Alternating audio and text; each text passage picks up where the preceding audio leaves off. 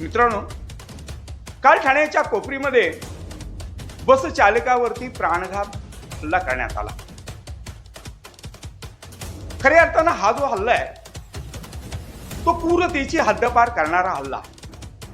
एखाद्या चालकाला अमानुषपणे मारणं ही आपली ठाण्याची संस्कृती नाहीये.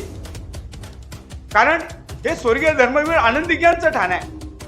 महाराष्ट्र राज्याचे मुख्यमंत्री एकनाथ शिंदे साहेब यांचं ठाणं आहे. आणि त्याचबरोबर ठाणे शहर तळ्यांचं शहर, ठाणे शहर विचारांचं शहर, ठाणे शहर एक स्वच्छताचं शहर म्हणून या ठाणे शहराची ओळख असताना ठाणे शहरामध्ये असं घडणं खऱ्या अर्थानं ज्यावेळी आपण एखादी अशी घटना करतो आणि ज्यावेळी हे सगळं सीसीटीव्ही मध्ये कैद होतं.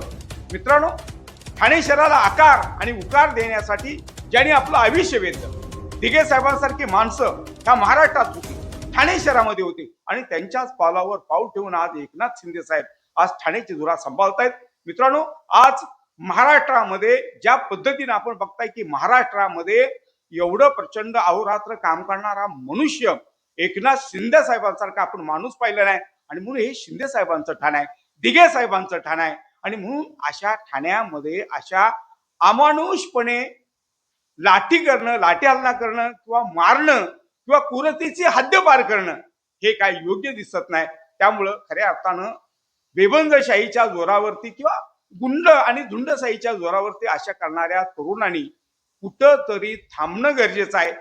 नाही तर आपल्या ठाणे शहराचं नाव, दिघे साहेबांचं नाव, आपल्या महाराष्ट्र राज्याचे माजी उपमुख्यमंत्री आणि सध्याचे उपमुख्यमंत्री यांचं नाव सुद्धा खराब होईल.